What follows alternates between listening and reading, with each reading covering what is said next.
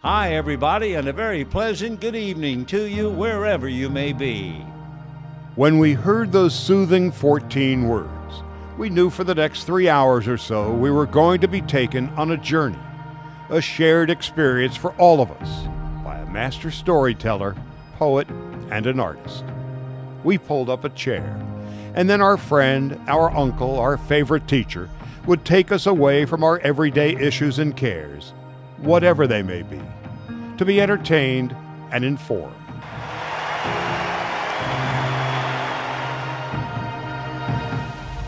Vin Scully, Fordham University class of 1949, was recruited by Red Barber to provide live updates for CBS Radio Sports by telephone of the Boston University Maryland College football game, live from the roof of frigid Fenway Park. Vin passed the audition with flying colors. Fresh out of college, just 4 months later, Scully was hired by the Dodgers, for whom he worked for the next 67 years. In 1953, when Barber left Brooklyn for the Yankees, Vin became the voice of the Dodgers at the age of 25. 5 years later, when the Dodgers left Brooklyn for Los Angeles, Walter O'Malley brought Vin and his partner Jerry Doggett to Los Angeles with him. Together, they introduced Major League Baseball to Southern California by way of the new and ever-present transistor radio. With the emergence of the Dodgers and the undeniable skill of Scully, Vin was calling some of the biggest moments in baseball with his artistry, vocabulary, intellect, and timing, a soundtrack of the game's history. What a marvelous moment for baseball. What a marvelous moment for Atlanta and the state of Georgia. What a marvelous moment for the country and the world. A black man is getting a standing ovation in the Deep South for breaking a record of an all-time baseball idol. It looks like he's going to burn a flag, and Rick Monday runs and takes it away from him. And so Monday, I think a guy was going to set fire to the American flag. Can you imagine that? Sandy into his windup. Here's the pitch. Swung out and missed a perfect game. Vin Scully. Well, there's a lot of talk these days about greatest of all time. GOAT used to be a bad thing. Now it's the greatest of all time. Well, that's the end of this discussion. Vin Scully is the greatest of all time, period. No discussion. It's him. Vin called 25 World Series, 12 All-Star games, 18 no-hitters, 3 perfect games, and ultimately the most perfect call of one of the most dramatic moments in World Series history, and the most dramatic moment in Dodger history. And look who's coming up.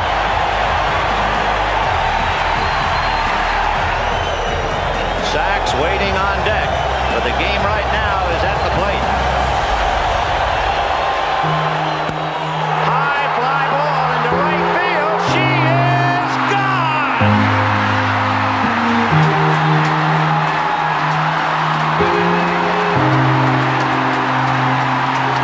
In a year that has been so improbable, the impossible has happened. Vin was most comfortable in the booth and never really comfortable in the spotlight.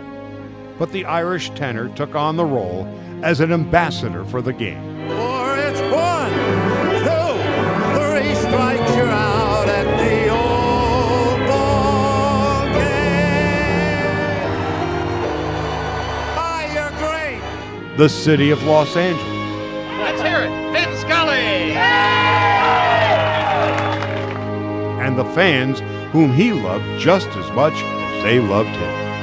One of the great rewards in my life is the privilege of broadcasting Los Angeles Dodger baseball to the nicest fans in the world.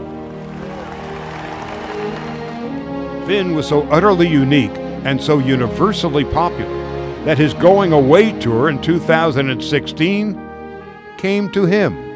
And so cosmically powerful, the Dodgers would clinch the Western Division title on one mighty swing by until then a little-known utility player named Charlie Culberson, who was etched into Dodger lore on Vin's final home game. If ever there was a time for Dodger baseball, this was it. Swung on a high fly ball to deep left field. The Dodger bench empties. Would you believe a home run? And the Dodgers have clinched the division and will celebrate on schedule. Vin, we love you, and this is for you, my friend.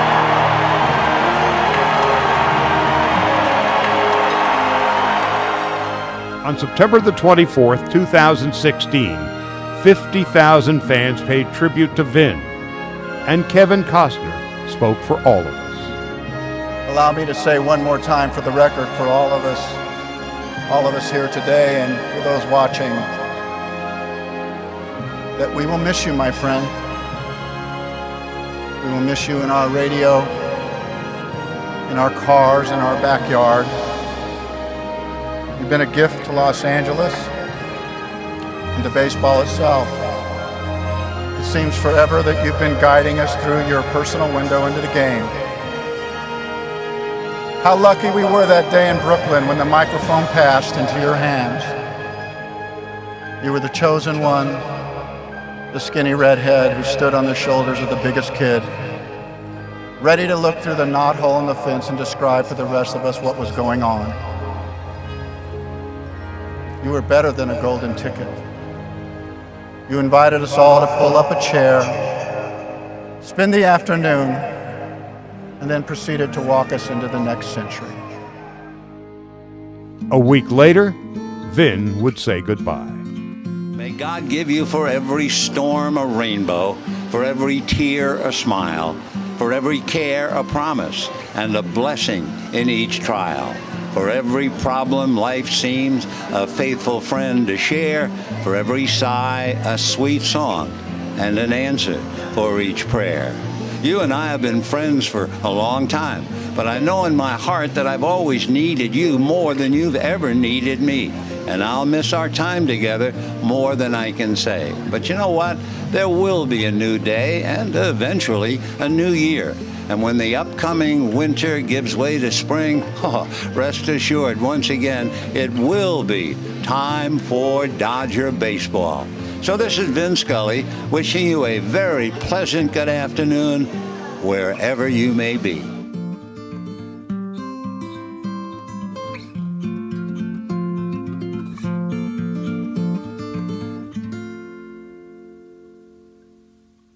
Hello, friends, and welcome to another edition of the Bleed Los podcast. This week's podcast is presented by our partners at BetOnline.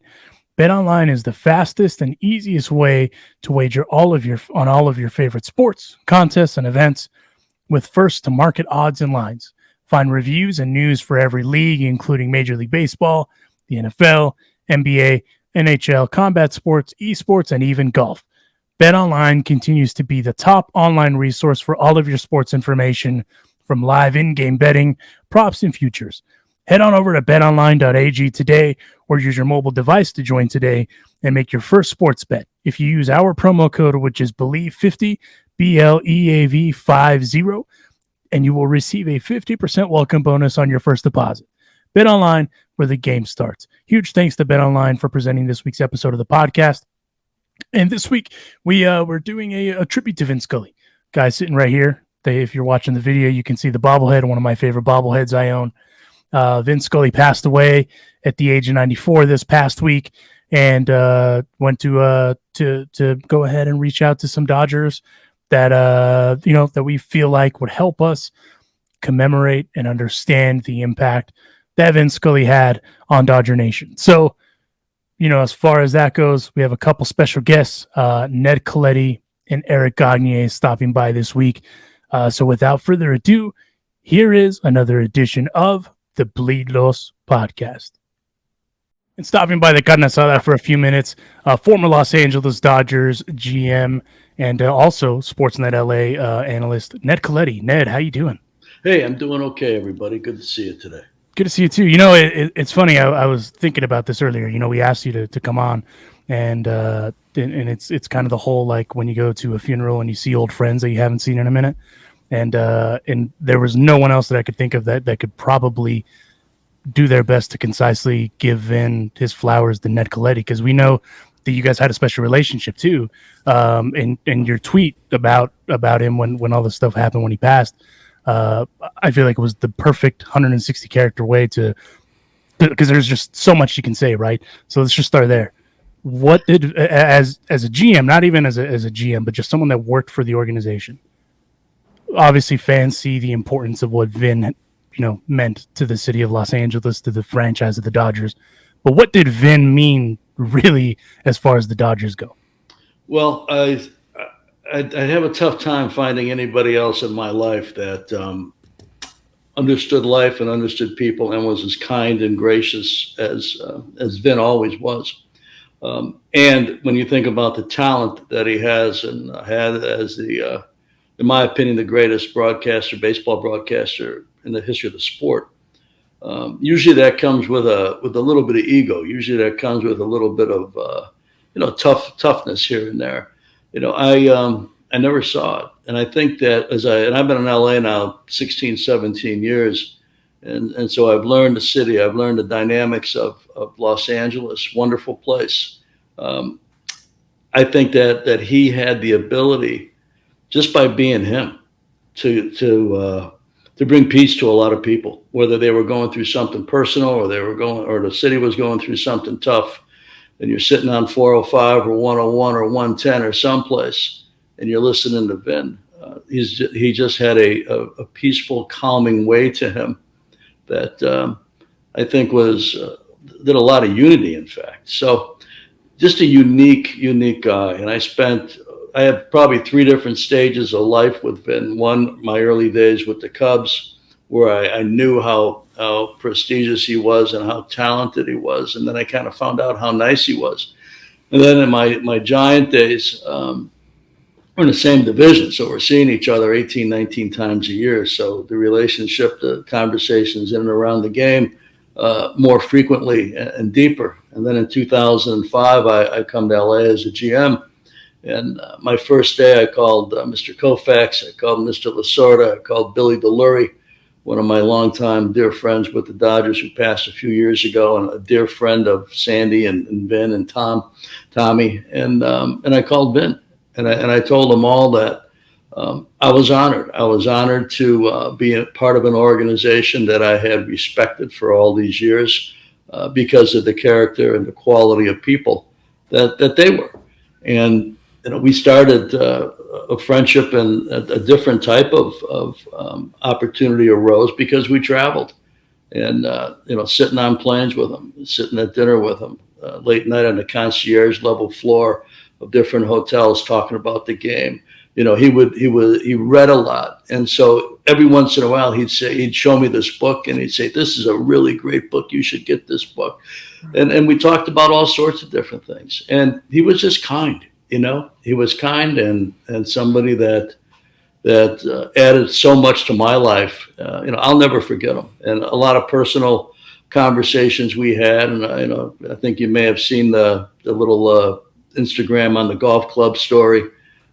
Different things like that. And the last time I talked to him was probably early this year, and he called me. And typically I would call him, but I had called him in and around his birthday in late November, and probably in January-ish, he gave me a call, and he says, you wrote that book 4 years ago, 4 years ago. And I read it then, and there was a chapter in there on Vin. I read it then, and I'm just telling you, I'm sitting here, and I saw your book in my library, and I went back and I read it again, and I'm shocked at how kind you were to me. And I said, "You got to be kidding me, right?"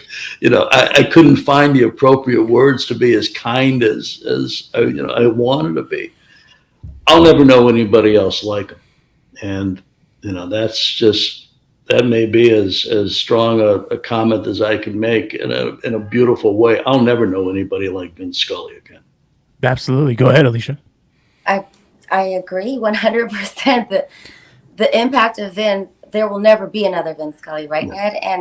And what a gift that you had that friendship with Vin, that you were connected, and because we all feel connected. We, meaning those of us who grew up hearing him. He's the voice of our childhood. He's the voice of my father's memories of moving to Los Angeles and falling in love with the Dodgers. And there are so many stories of those legacies, but the gift that you have of being his friend, the golf story I love that you have currently, Vin's golf clubs, right? Like they're in your home or your garage. Or Yeah, they're sitting about 7 feet from me right now. wow, see, You that's know. so awesome. I don't know if I got to meet Vin twice. I interviewed him, and I was so intimidated to ask him for a photo. He to me was like the ultimate rock star, celebrity, Yeah. almost religious like, right? You mentioned something earlier about how he was so kind. I almost feel like Vin made us feel like we were never alone, right? Whether you Yes. watched them on TV, but the radio was always on. Vin was Yes. the soundtrack, right? So I just wonder, I've had friends from out of other states and stuff. They didn't grow up with Vin, but yet they know the impact. They made sure to check on us. Can you talk about how Vin transcended baseball? He transcended being the greatest broadcaster. There was something about Vin that we all just feel like we lost a family member. Why? That's a great question. He did golf. He did the NFL on a national level.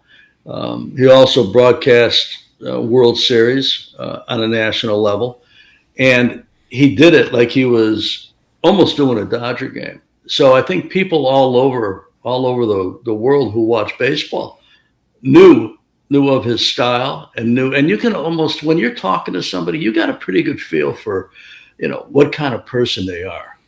And I think that just him being who he is and broadcasting the way he would broadcast, people understood it whether they knew him or not. I have a personal story that kind of goes along with you, where people across the country understand the magnificence of him. My daughter interned for the Dodgers a handful of years ago, and got to know Vin very well. Used to tell me that. I said, people ask her, "So you've been around a while now. Who's your favorite Dodger?" And she'd say, "Well, I have two favorite Dodgers. One is Lou Johnson, who passed a few years ago, and one is Vin Scully." Neither guy was playing at the time. Lou had a good career with the Dodgers, but long in the past. And so they became friends a little bit. And I told him, I said, Jenna's getting married in a couple months, and she wanted me to tell you. And he says, "Oh, that's beautiful. That's wonderful. I'm not presumptuous enough," he says, "to think that you would invite Sandy and me, but we would, if it was in the off season, we would love to do it." And I said, "Well, it's in September, so that's going to be difficult to do that. But thank you." And he says, "If there's anything I can ever do for them, you have to let me know." So I didn't know if I wanted to take him up on that offer or not, but a couple of people says, "Well, there might be a cool thing he could do." So what he did is I asked him if he would record the announcement of the bridal party. Okay, now I'm from Chicago, 2,000 miles away from Los Angeles.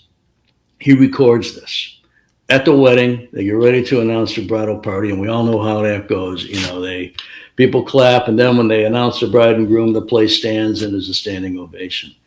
As soon as he started, people looked around the room like, "Oh my goodness, this is Vin Scully." And they stood right then and there. So the entire bridal party received a standing ovation, started by the voice of Vin Scully, because they were shocked that he was, in essence, a part of the party. And that I think goes to your point a little bit, that it wasn't just a Los Angeles gift. It wasn't just a Southern California gift. It was a national, international gift. And that's something that not everybody can say. I say it all the time. Ask the guys. We are spoiled as Dodger fans. Oh, As a yeah. little girl, we traveled to Houston to visit family. We'd go to Astro. Remember the Astrodome? Like, we'd go to games. Yeah. And I was always wearing my Dodger hard hat. And then I would realize, wait, you guys don't have a Vin? Like, I just assumed every baseball team had a Vin. And as I got older and realized, wow, Vin is special, and he's we're just so spoiled, right, guys? I mean, Juan, I always talk about how spoiled Dodger fans are. We absolutely are, and we're being joined by the padrino of the Carne Asada, Ned Colletti, and purveyor of an excellent boot collection. Nino, I have to ask you this. Everyone has said that he is the greatest storyteller. And I have memories of listening to broadcasts of Vin talking about Pearl Harbor, talking about 9/11, talking about guys like Ted Williams and Joe DiMaggio who went and participated in World War II. And I sit there and I think, where are we going to get those stories from? And, you know, you get a lot of history, not just from about baseball. I mean, Vin was the last connection to Brooklyn to LA. Yes.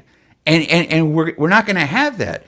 I hear these famous stories about the Tommy Lasorda, Billy DeLury, Vin Scully lunches or dinners, and I just can't imagine the stories that must have been exchanged there. Were you privy to any of those dinners? Do you have a Vin Scully story that he shared with you that maybe we haven't heard on a broadcast? Well, I don't know what you've heard or what you haven't heard. You know, I had many opportunities to be in his company in those type of environments. And you're absolutely right. I mean, I used to tell him that, you know, once in a while I wouldn't make a road trip, so I'd watch the game. And sometimes I wouldn't have a place to sit, so I'd sit in the back of the booth that was on the road. And I used to tell him, you know what, I'm saturated in this sport for almost my entire life. And every time I watch you do a game, I learned something I never knew before. That's not easy to do. I can't say that happens all the time. Yeah. But it happened all the time with Vin. And, you know, you're right when you say, you know, the DiMaggios, the Ted Williams, and his connection to people. He used to talk about Branch Rickey a lot. Branch Rickey played in 1903. And we know the historical significance of Mr. Rickey and the Dodgers and Jackie Robinson. But Branch Rickey was born in 1880 something. And so his connection to go back and to be able to bring those people who had long passed to life in conversation was phenomenal. You know, I'm struggling to find one story to tell you, but, you know, I mean, he talked to me about the first day he ever saw Sandy Koufax. So way before the draft. And so they're working Sandy Koufax out, and he's throwing off a bullpen mound. He's a young guy. And, you know, he had the great arm and this developing curveball, but, you know, wild and didn't have command of his fastball. If you look it up, it took Sandy a little while to get to the big leagues. Obviously, when he got there, few in the history of the sport that were as successful and as talented as Sandy.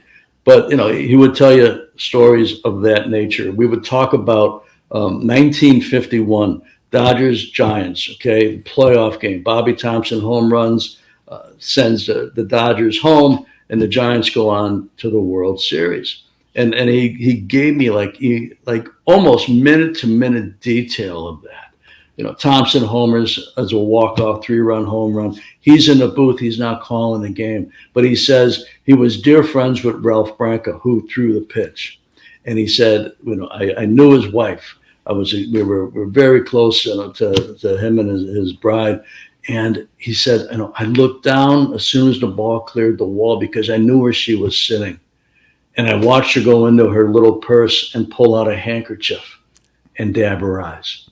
I mean, like, well, who's got that story? Yeah. You know, and then he talked about the clubhouses at the Polo Grounds were in deep center field, and you had to walk across the diamond and through the outfield to get to them. So he waited a while because the Giant fans had stormed the field and all of that. And as he said, you know, so I'm walking out to the clubhouse, and the Giant fans know who I am, and they're giving me a bit of a hard time. And he says, and I walk up the stairs, and it was a tiny little clubhouse.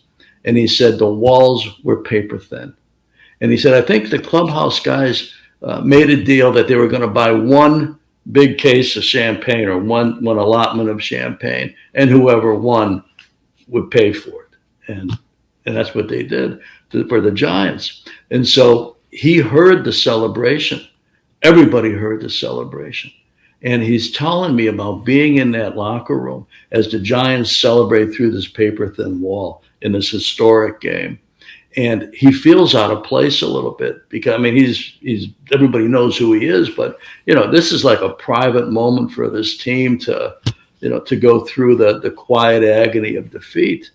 And so he walks into the little trainer's room and he says, Pee Wee Reese and Jackie Robinson are sitting there. And Pee Wee Reese, knows I'm standing there, and he says, hey, Vin. And he looks at Jackie. He says, how about baseball? Baseball will just rip your heart out. And Jackie just sits on the training table and nods his head. I mean, who's got that story? Right. Who was there for that? Let alone there for that, but just the detail of everything. There's another one too. I mean, if you want to hear another one, I got one more for you. Do it. Please. So he grew up in, I think he was born in the Bronx, which is obviously Yankee territory and near where the Giants played. And so it's 1955. And his mom is listening to Game 7. 1955 was the only year in the history of the Brooklyn Dodgers that they won the World Series. And like most of the teams in the National League in that era, they had to get past the Yankees. So it's Yankees, Dodgers, Yankee Stadium, Game 7. Vin's at the game. His mom listening to the game on the radio, nervous as can be, right? Dodgers have a 2-0 lead, which they end up holding on and winning 2-0. He talks about his mom, and his mom had this tiny little dog. And at the end of the 6th inning, she took the dog for a walk because she couldn't stand to listen to the Yankees hitting. So she took a walk around the block with the little dog. Still 2-0. 7th inning comes by. Bottom of the 7th, same thing. Takes the dog around the block for a walk. Tiny little dog, tiny little legs. 8th inning, same thing. 9th inning comes up, can't find the dog. The dog doesn't want to walk anymore. The dog doesn't want to leave the house. The dog is done. And luckily the Dodgers won. So a little bit of a different type of story there too. Ned, so I wanted to, before I throw it over to Alonso, I just wanted to ask you, because you've been around baseball so much, how difficult is it to work a one-man booth? I know in the beginning of his career, he had Red Barber, and then he had Jerry Doggett and others, but for a good chunk of his career, he worked a booth by himself. And now in baseball, that's unheard of. You see 2 people, 3-man booths. Can you speak to that? It's you'll never see it again. You have 3 people booths, and then you also have a field reporter. Sometimes you got almost 4 people adding to the broadcast, and but that was his style, and he liked doing it that way. Obviously, it was his trademark in a way. Not that he wanted to be a trademark kind of guy, but he liked that. He liked the idea that he could use silence as a tool as well. Yeah. Maybe the best at letting the situation tell its own story. And I think that, that fit into that style of the one-man booth. And it also allowed him to tell stories and to get into the depth of the individuals playing the game. I mean, that's a special gift too. And that's something that even the best of the broadcasters today or in the recent past can do a little bit, but not to the level that Vin did. I mean, every at bat had a chance to have a story attached to it. Yeah. Absolutely. Go ahead, Alonso. Ned, we really appreciate you stopping by and giving us some of those stories and a little bit of insight. To be a fly on the wall of all those conversations, because it's one of those where it's like you said, the historical just component of it, of him being the last connection to the Brooklyn Dodgers, the stories with Jackie. There's just so much there, and like I said, there's nobody else that I feel like would have been better to concisely give us some of those stories than one Ned Colletti. If you're not following him, please go follow him at The Real Ned Colletti on the Twitters. He's a great dude, friend of the Carne Asada, and we really appreciate your time, Ned. Oh, you're welcome. Honored to be on with you guys and everybody today. Yeah, let's do it again. Let's do it again soon. Yes. Oh, absolutely. Anytime you need it. Ned. Thank you, Ned. Thank All right. And stopping by the Carne Asada for a few minutes. Friend of the Carne Asada, an hour closer, Éric Gagné. Éric, thanks for stopping by this morning. No problem. Thank you. Thanks for having me. Of course, there was a handful of people I thought of when a little bit after the passing of Vin Scully, because there's just so many people that he described, right? One that comes to mind, Yasiel Puig, people like that. But another guy was Éric Gagné. And fast forward to it, like I think it was the day after, LA Times had people emailing in, and then they were kind of sharing their Vin stories. And one of the stories was from a girl who had never listened to a baseball game in her life and wanted to understand. So she got a notebook and started to write how fast Éric Gagné's first pitch was and every detail about those pitches and stuff like that. And why? Because of Vin Scully. Because she heard Vin Scully, start out all these stories about guys like Éric Gagné. So I thought of players too, because as you know, players have an interesting relationship with broadcast guys. They travel, they spend a lot of time together, especially at the hotels and stuff like that. But I know the profound impact that Vin Scully had on Los Angeles Dodgers players of current and of former. So I wanted to hear from your perspective what the impact was of Vin Scully as a former player, as a guy that was introduced by the guy. Well, first of all, as a fan, Vin was everything. He's been one of the guys that, we talked about Tommy Lasorda passing. He was the heart and soul of the Dodgers. And then you have the voice of the Dodgers, basically, all the message, the culture that we're trying to do internally as players, as coaches and everything else. And then you want to relay that culture to the fans. And that's what Vin was doing so well. I mean, he was able to talk to the fans, tell them a little bit of insights. There's stuff he was talking about us that we didn't remember. He would come out with stuff and like, wow, how does he find that? And he was just like, I don't want to say it. It's just, you listen to him, it's just delightful. You hear him and like, wow, that's so, there's no tone like that. I don't know what it is. His voice is whatever it was, but he made you relax and you watched the game and he put you exactly in the right frame of mind for the Dodger baseball. And baseball is not super action packed, but he found a way to kind of calm you down, calm your day off, slow it down a little bit, and just tell you a great story about something's happening in front of you. And he would add some little details, personal details from each players. And I think that's what the fans are doing. I mean, they're learning from the players through Vin. And that was really, for us as players, that's what we want. We want a guy that cares about us, cares about, the team, because we want him to send the right message to the fans. And I think he was our voice. And it was pretty amazing what he's done for 67 years. And, I remember just getting in the bus with him and just sitting next to him and listening to his voice. And it's like, I'm getting like a free broadcast right here. Just like he would say, every story he would talk about was just amazing. It was just, he would just bring you into, even if that story maybe wasn't that great, him telling the story made that story so much better. It's just, it was the Dodgers. And we lost a huge part of Dodger and huge parts of baseball too. That's a lot of other teams trying to imitate what Vin's done, and it's pretty insane. It's pretty sad. I know you watched the tribute, the beginning of the San Diego Padres homestand. What was that like for you? What was that experience like? It was hard. I got lucky because I turned it on at the right time, and it was just starting, and I started crying. I start remembering, and I don't cry a lot, which is kind of weird. You cry for your announcer that you played baseball, but that's how deep he was able to get in, get so deep into people's life and really try to impact so many people that way. And I think it was really hard. I was watching. The Dodgers did an amazing job to pay tribute to him, but it was hard. I was crying. I was trying to hide. My wife was right there. She was wondering what was going on with me. She was just kind of not embarrassed, but she's like, "What's going on here?"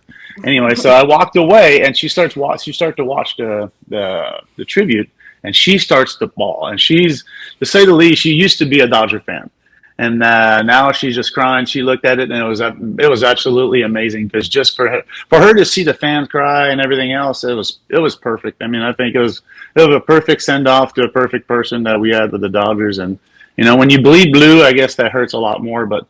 Yeah, I think that hurt a lot of fans, a lot of baseball fans around the world. And, it's just hard to explain. It's hard to put into words how much impact he's had in the game and on the Dodgers. Go ahead, Alicia.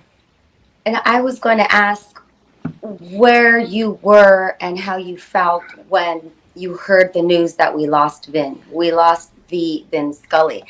But you already confessed that you cried at the tribute. So I'm not going to try to get you to admit that you cried again, right? No, I did cry when I heard. I was shocked. I stopped everything. I didn't believe it. He's getting older, and everybody's going to go through that. And it's, but you don't believe that. You don't think, a guy like this is ever going to leave. You don't want it. You know, just especially the passing of Tommy. I mean, you're losing huge parts of the history that, you know, it's irreplaceable. You can't replace these people. And, you know, I know Charlie Starner's doing an amazing job. He came in when I was there a little bit. He's amazing, but it's not Vin, you know, and he'll tell you that. And, you know, Vin was the best. He's one of a kind, and it's going to be a big loss. And when I heard it, I just felt like it was a piece of Dodger heart left.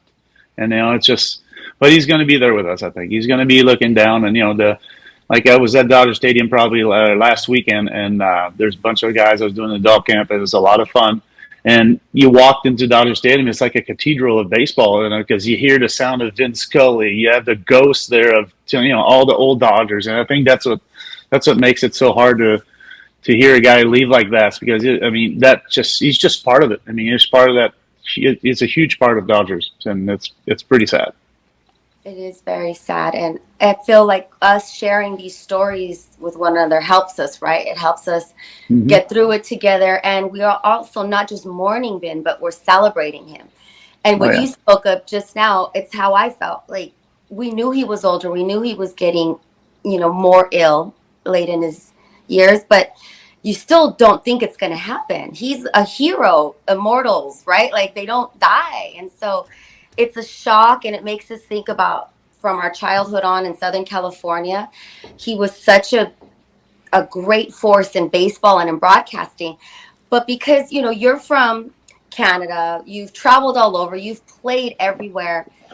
Is there anyone else like Vin in baseball or in another sport, maybe hockey? You can speak. Is there someone like Vin where the generations of families are heartbroken, right? Like, he spent 200 days a year with us, right? Yeah. So there's someone else that you could think of? There is nobody like him. I think that's why he's so impactful in all sports. I think not just baseball. You talk about I can't think of anybody. I don't really follow sports a lot. I don't listen to it that much, but I mean, if somebody say, you know, name me one announcer, the first one would be Vin Scully. I mean, you got Al Michaels, guys like that, but it's not. I don't think it's this. I don't know. I don't know sports that much to really start rating those. But to me, Vin was the best, and he's captured my heart as a Dodger and as a Dodger fan. And that's all you're asking. You're asking to, especially as an organization, as a sport, you're trying to get the guys that relay. That, you know, they're basically the bridge from the fans to the players. I mean, they're the ones that sending the messages from what team wants the image of the team, and that's what he did so well. He represented the baseball to the highest level, and he's represented the Dodgers so well. And I think that's what you're looking for. That's what, you know, as a player, you want to be a role model and everything else. You want to represent your team well, but you know, he had such a huge responsibility of really talking to the fans from a player standpoint, from a team standpoint, and from a sports standpoint, and he's accomplished that with. I mean, amazingly. I mean, the way he carried himself. I mean, not just as an announcer. You talk to him on the bus. He was so nice all the time. I mean, he was just a nice, genuine person. That's all. You know, just to be that big. You know, because he's bigger than the Dodgers for a while. I mean, back then we think. I mean, even now, I think. You know, when I played, it was Vin Scully first before us. We weren't winning and everything else, but he was a treasure. I mean, yeah, we wanted to win on the field, but when we weren't winning, I think Vin was bigger than the Dodgers almost. And it tells you a lot where, you know, that's pretty amazing. He didn't change at all. He was carrying himself as a professional all the time. Like the players loved him. And there are a lot of players they're not gonna like announcers all the time, because if they say the truth and stuff like that, there's always a little bit, but he was always so good at balancing that. I'd understand the game is hard, you know, it's not that easy, and make that understand from the player to the fans that, hey, these guys are trying hard. It was always a positive announcer, and I think that takes a lot of work when you watch that many games and that many pitches, not to be so critical. And he was a little critical, but he was a positive critic all the time. And I think it's just that's what you want as a player. You don't want to be just told you're the best, but if you're a baseball player, I'm trying to do my best, and he's representing the team, he's representing the game, and he was doing that amazingly. Yes, you said it. You said it from the very beginning, that voice. There will never be another Vin. And I can see Juan got really excited at one of your answers. Go on, Juan. Well, no, look, we're joining us on the Carne Asada is one of our favorite immigrants, an honorary paisano, because he loves the Latin people. Éric, I wanted to ask you this. For me, I feel all Dodger fans are very protective of Vin Scully. And like a lot of us have said, I mean, we haven't met the guy, but if anybody's going to talk trash on Vin Scully, we automatically get up to it. I think about in the 70s, there was a survey, I guess, of who best represented the Dodgers, and you had choices, and Vin Scully wasn't even on the ballot, and he won because people wrote in the name Vin Scully. I hear people who are not Dodger fans from across the country. They hear him and they go, "God, he talks so much. How do you guys put up?" And of course, you get up. What are you talking about, man? Right. That guy is the greatest. You can't say anything bad. And you mentioned it. I smiled because you said that he wasn't very critical of people. And to me, if you didn't know he was the Dodgers broadcaster, you would have just thought he was a guy off the street calling the game what it is. And I don't see that in today's broadcasting. Mm-hmm. I don't see guys giving credit to the other team and being like, "Hey, that guy's a great player. Oh, what a play." I heard that all the time with Vin Scully. When someone on the other team, everyone knew he loved Willie Mays, but he would always give credit to an opposing player coming in and say how great he was. So I want to know, I mean, being that you were coming from Canada, when you showed up to the Dodgers, this guy was already doing it for some 40-odd years. How aware were you of Vin Scully before you got to the Dodgers?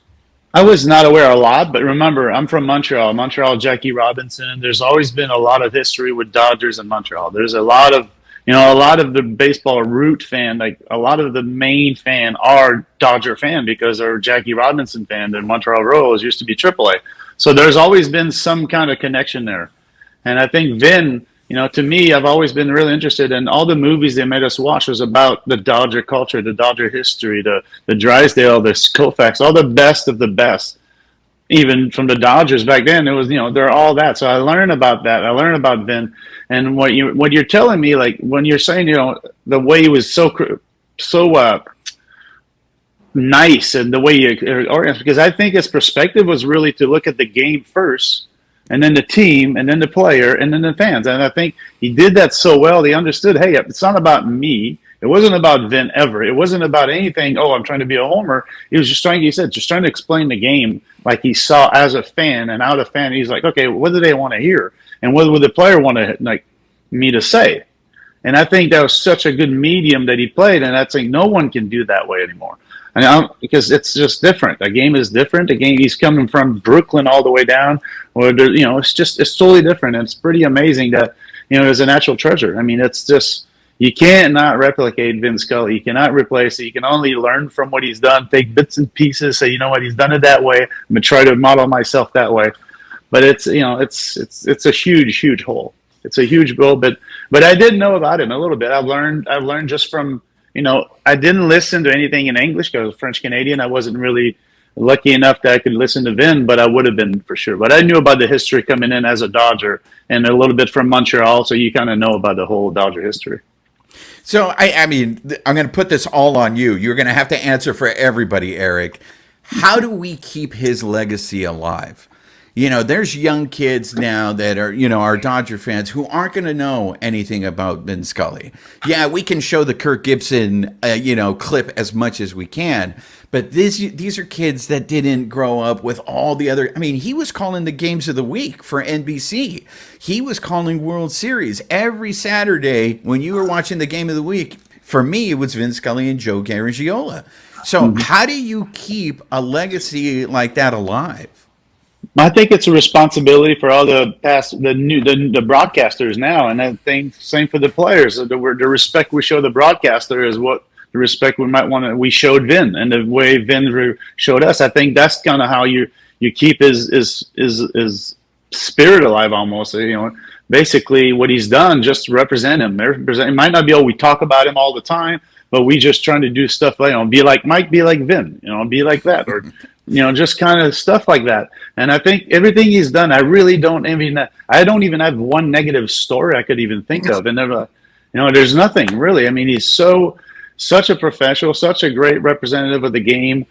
I mean, I think you've just the way to not forget. No one's going to forget about him. It's impossible. I can't.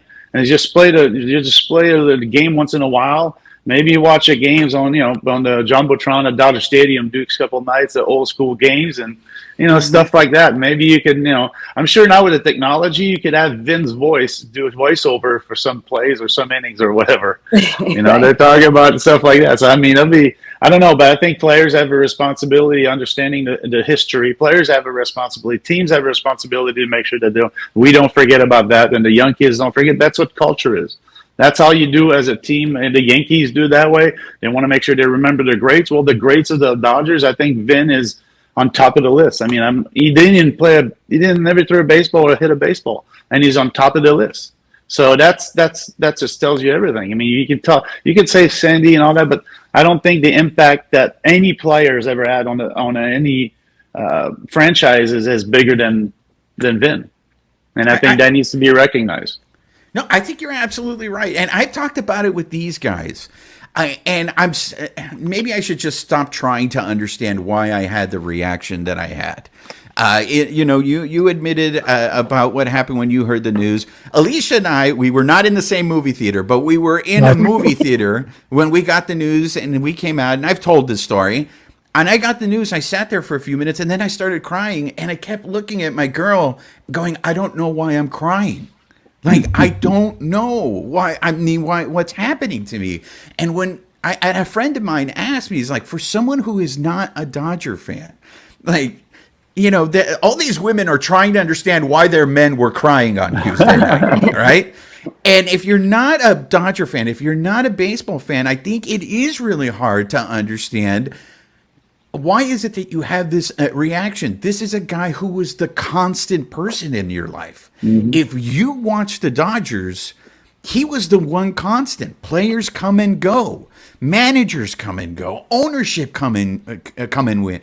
Vin Scully was the one constant thing. And now, death being finite, it's gone. Yep. So it's a monument. You're losing a monument. You're losing such a pillar to your organization, and the sport. I mean, it's just, the Dodgers.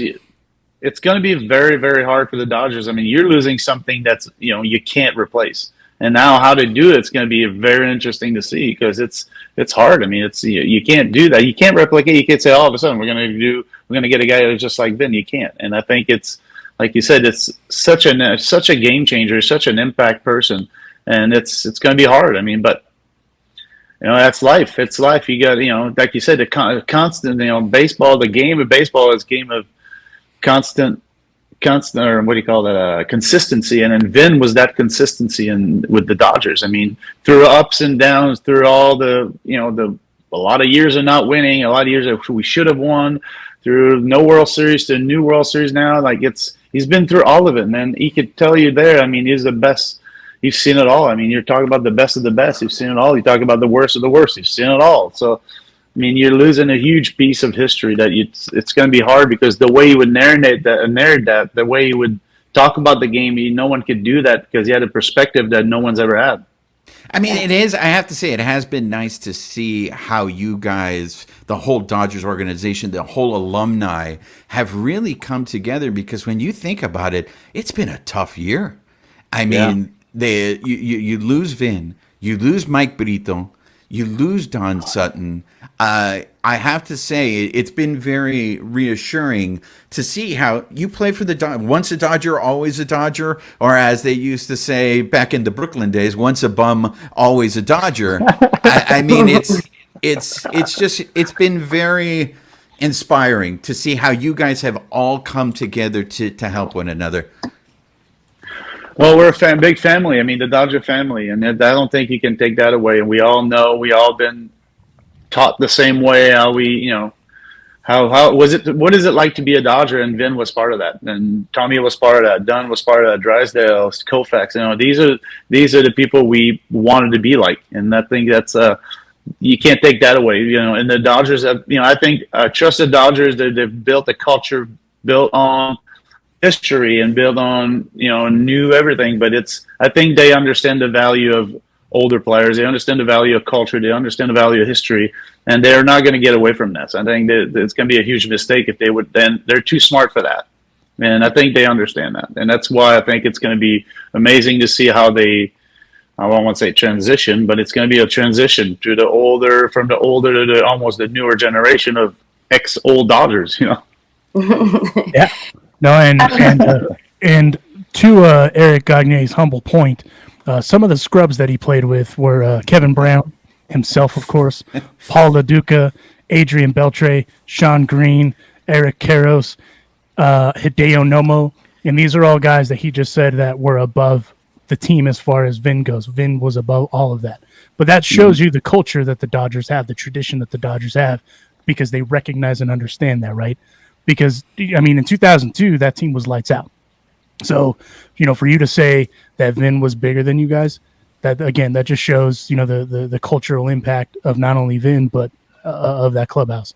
I know you don't do a lot of these, and we really appreciate you taking a few minutes to talk about Vin, the impact Vin had on you from the player perspective. And again, because you don't do a lot of these. So it really means a lot to us that you stop by for a few minutes, Éric. Thank you very much. Appreciate it. Alicia, did you have something? I thought you raised your hand like a good schoolgirl. I did. Oh, you did. I'm sorry. I don't have my glasses on, so I cannot see. No, don't be sorry. We're keeping you. Thank you, Mr. Gagné. That's all good. Spending It's all time good. with us. Éric, please call me Éric.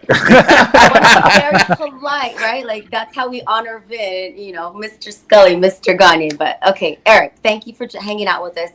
I just have one question because you are a player, a former player. You made me think of this while you were speaking. Now, the impact of losing Vin, there are all these hashtags. I saw my first T-shirt that said "Win for Vin 2022."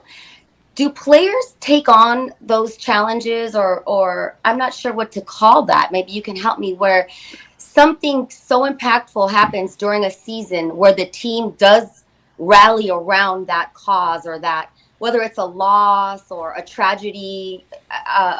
Like even outside of baseball, do players really take that inward? Yeah. Do they care? 100%, especially a guy like Vin had such a big impact. I think it's going to bring the guys together. And, if you're tired, it's a long year. You don't focus on always the same thing. Sometimes your brain kind of goes away. But I think understanding the impact and the respect we have to show as Dodgers and as players and as fan of the game, we have to really represent and show respect to Vin by playing the game the right way. And I think that's what the Dodgers are going to do, and I think they're, Dave Roberts leading that. You got all the best guys in the industry are pretty much with the Dodgers. So I would not worry about that. The only thing if I was another team, I would worry a lot because the Dodgers, first of all, they're really, really, really good. I think they have a lot of depth, and I think that's going to bring them even more together because they're going to want to win for Vin, and it's going to be it's already a special year, but I think they're going to come together and just kind of show respect to Vin by playing the hardest they can and playing the game respectfully. Awesome. Thank you for that. No problem. That's comforting. Thank you. Not comforting to Juan, because if you listen to our last episode, Juan strayed away from the Lord's light when it came to. Hey, look, I follow the teachings of Vin Scully. When you have a lineup that has Juan Soto in it, Manny Machado, I'm not going to be like you guys and dismiss those guys just because I'm a Dodger fan. I didn't dismiss they them. suck. I didn't dismiss them. I'm just like, look, those guys are good. And look, it was a little shaky for Gonsolin last night. He got out of it. What I didn't take into account is that Minaya has struggled against the Dodgers all season. So that's my bad. I should have done my research there. But I don't ask Éric. Éric, do you want to face a lineup that has Juan Soto in it, Manny Machado, and then when Tatis comes in there, Josh Bell is a good hitter, man. I mean, where's the soft spot in that first five? Yeah, I mean that's the thing. It's the whole West is amazing. I mean the whole West plays really good baseball, very fundamentally sound baseball. And I think now you add the Padres to this. They're not young anymore. They're a little bit older. They got all the weapons they're looking for. The pitching is getting there. I think I haven't really looked at the relievers now. They got Ader in there. I mean they're going to be a very, very scary team to face. But again, it's just on paper. If you go out there, you got to win. You know, there's a it factor that the Dodgers have. They know they're that good. And there's another thing with San Diego right now. They have to prove they're spending a lot of money. They have a lot of really good pieces together, so they got to win. So I think it's going to be amazing to watch. I mean, it's good baseball. It's fun to watch. I mean, you're watching the best of the best play against each other right now. I mean, it's basically an all-star game you're watching. Yeah. You know, it's pretty insane. I said this when Cristiano Ronaldo and Messi were in their primes, when they played each other and everyone was just arguing about who was better. Solid soccer reference, by the way, on a baseball podcast. But you didn't appreciate what the two guys were, right? You didn't appreciate how good they were. And now they're, you know, in their twilight and people were like, what? Huh? Because it happens just like that, right? So for me, I'm going to enjoy it because if the Padres are trying to get over that Dodger hump, hey, that just means better baseball as far as I'm concerned. Yeah. That's what you want. You want a team to try to win, and I think San Diego has proven that they're willing to win. I know they've been, you know, back in the days it wasn't it was just the Dodgers. That's it. Now you got the Giants are really, really strong. You got, you know, Colorado's going to make a push at some point. They're going to come in and say, hey, we got to do something. And San Diego is making their big push. So it's a lot of fun. It's a lot of fun to watch teams that try to win. That's what you want. You as a fan, you want your team to try to win every single day, every single game, every single year. And, you know, it shows that then you're going to have the best fans, I think. And, you know, it's got to be both ways. You can't have it one way or another as own team. You can't say, you know what, we got to put chips in. And I think the Giants the Padres have done that, and it's going to be interesting to watch. 100%. Right? See, to bring it full circle, Vin Scully would have shown his appreciation to the team. But you know where his allegiance was. You knew he was a Dodger fan, but he would appreciate. So to your point, I agree with you, Alonzo. Instead of us complaining about this, we should just enjoy good baseball. Well done on the Vin Scully reference there, Juan, to bring you out of that hole. I appreciate that. I do what I can. Eric, again, can't thank you enough for joining us because, like I mentioned a minute ago before, I couldn't see Alicia needing to ask a question. You don't do a lot of these, and it really means the world to us that you joined us for a few minutes.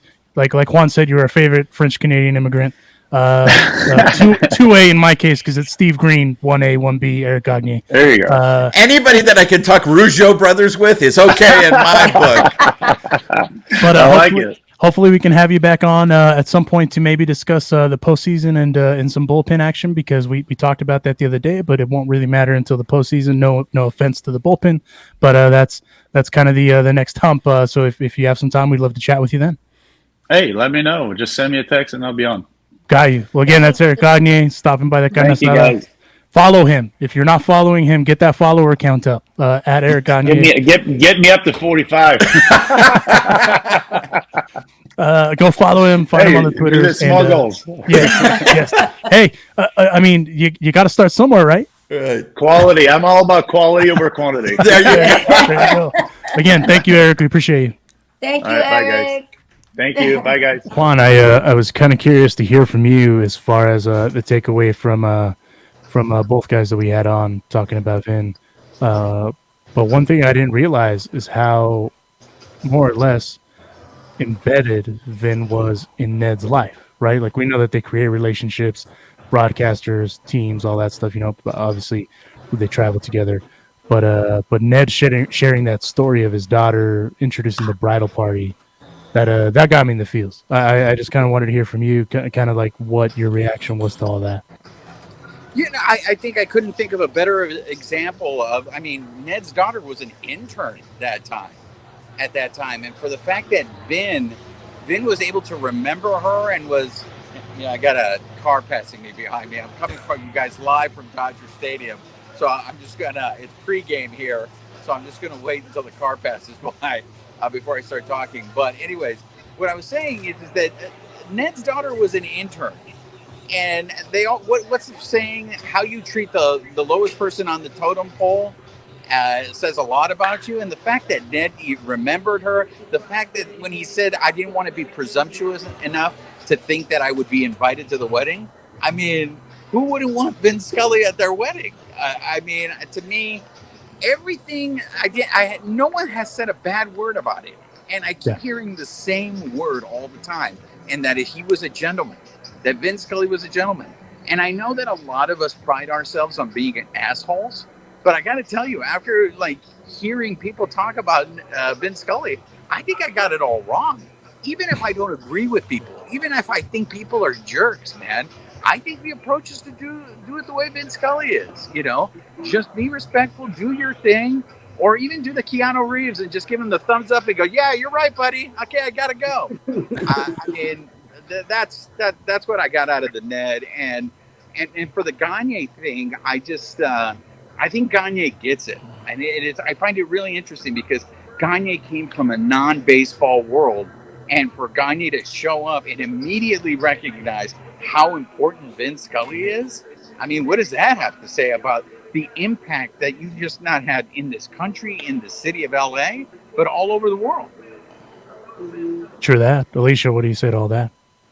I love what Juan was saying. I mean, just Juan's reaction to the reaction of having Ned and Éric, it's just, I'm so happy we did this, guys, because what would Vin do is how we should live our lives, truly. Like, seriously, at least the way we treat one another.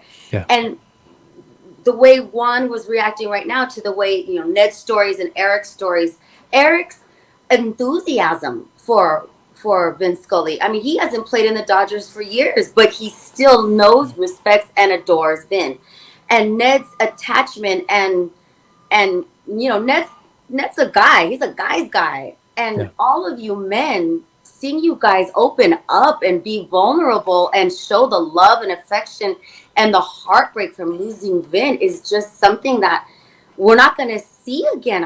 I'm enjoying seeing you guys be real and be open and talk about how much it hurts to lose Vin, but also how much you guys love a grown ass man who was the voice of our childhood, of baseball, of just class and kindness and wisdom. I mean, Vin Scully is one of a kind, and I feel like this is a good thing that we are acknowledging how much he meant to us, and that it's okay for men, you guys, to be open and loving and check yourselves and be like, dang, do we need to be more like Vin? It's a good thing. It's all good. And I still cry every day when I was at Dodger Stadium last night. Juan, it's so cool seeing you there right now. Like, I'm so jealous. And I'm going to get the feels again, Alonso. I'm gonna every time I think about Vin, looking up last night at his window and the sign that is still up with oral, it's a lot. But this helps. This helps, hearing Ned's stories and Éric Gagné's stories. And Juan saying, like, dang, like, we need to be more like Vin and how we treat one another. So I'm happy we did this. Yeah, no, I agree with that. Roger, what about you? Yeah, I think those two guys just summed it up. I mean, to hear the stories that Ned was sharing, I mean, personal stories. This guy, he hung out with him and spent a lot of time with him, and just he got to know him as, not just a baseball announcer, not just this icon that we all looked up. He knew him as a true friend, and just to hear those stories of those times that they spent together, the things he did, like you said, for his daughter, for his wedding. I mean, that like hits, that hits home. That's like hits you right there, right in the heart, right? And then to hear Éric Gagné's stories of, he's a player now, and the professional respect that they had for Vin. I mean, it's crazy to hear, because this is a ball player, right? Talking about a broadcaster. I mean, Vin is the only person that you hear those kinds of stories, as far as just anybody, right? Players as well. Like, I mean, there's other great broadcasters that we've had. Al Michaels, I know Bob Costas, he's in Juan's Fight Club, but these are legendary broadcasters, but you don't hear stories like that of a connection that they've made with players, like Vin. Vin is just truly one of a kind. You're never going to see that again. And just, just the impact that he made, like I said, just on players, on fans, on other broadcasters, on just, I mean, everybody. It's just crazy. I mean, there's really no other way to describe it. Well, what's funny is last night I had a soccer game, and LAFC was in town. And as Alicia can tell you, in our world, everything is small. Everyone knows each other, and random people that you haven't seen in forever show up. And a couple guys that I hadn't seen in a long time that also worked in baseball now work for LAFC, and they were in town. And they first thing they asked me, say, "Hey man, how you doing?" After the Vin thing, and that like right there, they said the same thing. We cried when we heard about it. It was tough. It took, it was just kind of a cathartic thing too to also see the Dodgers tribute that they did to him. And I hadn't officially seen all of the Dodgers tribute because I was in the middle of setting up for a game, and I watched it again yesterday prior to the pregame, and that was a terrible idea because it got me. It got me real good. Like Juan said, the song that got me. Like right then and there, it's like, dang. But it's also okay to say that, I feel like, as well, because like Alicia was saying, sometimes you got to open up, right? And also you realize the impact that a guy like Vin Scully had, not only on childhood memories, all sorts of stuff, but just as a whole, right? Because here I am setting up for a stupid soccer game, has nothing to do with baseball, and guys that I know from baseball are bringing up baseball stuff, and we're talking about Vin Scully. But the one thing that I huge takeaway from it all is, like Juan said, you got to treat people like Vin, right? Or treat people like as Vin would. And I took that into account, especially yesterday with stuff, and it pays dividends. So I thank Vin for that, right? Like kind of reinforcing that dude may not be here anymore, but he's still teaching us stuff as we go along the way.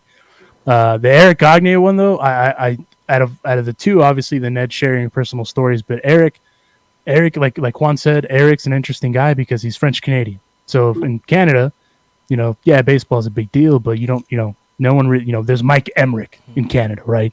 Like there's those guys.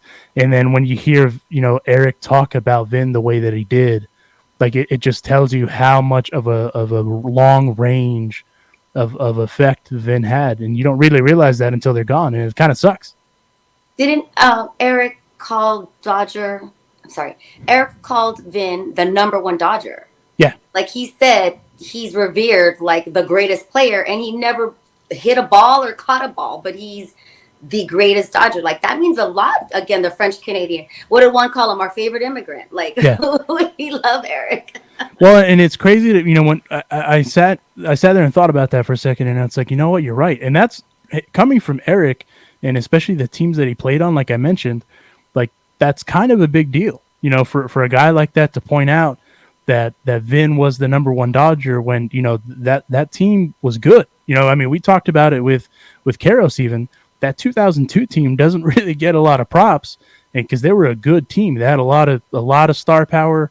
Hideo Nomo was on the damn team. I mean, there was a lot of star power, and even then, Éric was like, "Nah, Vin Scully was the number one Dodger," and that again, that's a testament though to the long ranging pull that Vin Scully had. Juana, or rather Alicia, you were at the game the other day, Saturday, if I'm not mistaken. I was curious, overall, what was the vibe like since it was the day after kind of the tribute and all that stuff? Packed house, lots of energy. It wasn't sad, if that's what you mean, but I did go up. I went to all of the memorials that the Dodgers placed around the stadium, which I love that the Dodgers did that. They didn't just put it in one area. It's a lot of people that go through that stadium. Yeah. So you could pass through and pay your respects.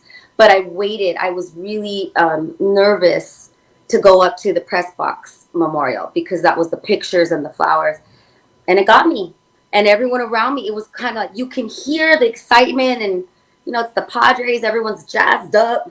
Did I say jazzed up right now? You did. Everyone was jazzed up. But at the memorial, at the press box, the people that were there with me, strangers, all of us just had this quiet reverence. Like we weren't hooting and hollering, and there was no weird like, oh, let's get, take our picture. Like it was reverence. It was all of us, I assume, because we were all kind of quiet in our own thoughts. I said a little prayer. I'm gonna cry right now, and because other people around me were doing the same. It was pretty cool. it was good. Yeah, no, I was just curious. And the Dodgers won, and they Yeah. whooped that butt. So like, No, I was just curious because I know that they put up all those different kind of memorials around the stadium, and no, I didn't even honestly, I didn't expect it to be like a sad vibe or anything like that. Because if anything, what we've learned from Vin is you can't be sad. You got to celebrate. celebrate. And that again, the Dodgers class, they're handling it as great as an organization like the Dodgers can, with the different memorials everywhere. Go ahead. So I kept looking back. My seats were below the sign, "We love you, Vin," and stuff. Yeah. And I just kept looking back. So like the whole time he was on my mind. But they did go to the camera. Went to Rick Monday, and Rick Monday was like very chill. It was just him alone. He's staring out in the field, and as they put him up on the big screen, don't know why they did it. It was like in between innings, and people slowly but surely started cheering, and he still didn't realize he was on the screen. He picks up his binoculars and is looking at something on the field, and I was like, we're trying. I felt the Dodgers did that to remind, we're so spoiled fans, we have greatness. Vin is the top number one, but we still have really great broadcasters with us. And so I felt like this, Juan is always saying people alive should also get their flowers, right, while they're alive. And Vin knew he was loved, and he was super humble about it. But I love that they went to Rick Monday and were like, hey, like, let's cheer for Rick Monday. And we did, and it was cool. And I feel like that's a direct result of what's going on with all of us mourning and celebrating Vin. What do you guys think? They hardly do that, and they did that yesterday or Saturday. Juan? Well, I got a helicopter above me, and we got music over here. The Dodgers are taking batting practice, so I don't know if the sound is horrible, but I just... No, it sounds fine. Okay. So here's the deal. I know we're getting close to wrapping this up, and one thing I want to talk about as we close it up is this. The Vin Scully statue. That has to be next now, right? I mean, we talked about this earlier in the season. What would be the next statue? I think the Vin Scully statue now moves up the list, right? I think so. I mean, but it also depends on if they're doing it, kind of strategically by eras, right? I mean, that's the only thing we don't know. But I mean, I feel like that's the natural next step, that way, going that way. What about you, Roger? Yeah, I mean, I would love to see a Vin statue go up next. I mean, I think that's what the fans would want to see right now. So let's do it. Yeah, I'm curious to see what the Dodgers do because at this point the win for Vin thing's working. So that's whatever they need to do for because again the thing that's kind of forgotten, and that's one of the reasons why I wanted to talk to Éric Gagné, is the impact that a guy like Vin also has on players, right? The front office folk and people like that, they have they have more time to cultivate a relationship, but players in some cases, they're so hyper focused on what they're doing that you kind of forget about that human element. And Éric just kind of hit the nail on the head that there's just even sitting next to him on the bus, he's like, I just sat there and listened. Like I just listened to Vin tell me stuff, and how lucky is he, right? To have had those experiences where one would only wish to be a fly on the wall just to hear, a 30-second, excerpt of a story that Vin would tell. But either way, knowing the Dodgers, they're a class organization as they've gone about it, in commemorating the memory of Vin. I don't foresee them, stepping away from that as it goes, kind of to commemorate him in the long run. Also, just real quick before we end it, because we did have a little bit of Padre talk. They notched up a series win yesterday, and they're going for the sweep tonight. Juan, since you're there, just out of curiosity, what is your prediction for tonight?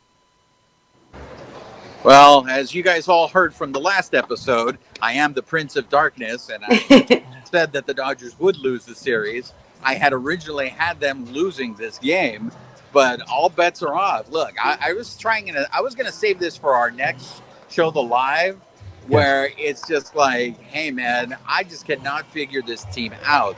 They lose to teams that they shouldn't be losing to, and then they steamroll. I mean, the first 2 games against the Chopins, they've scored 8 runs. I will say that I said this on the last episode. I'll say now, I am glad I am wrong.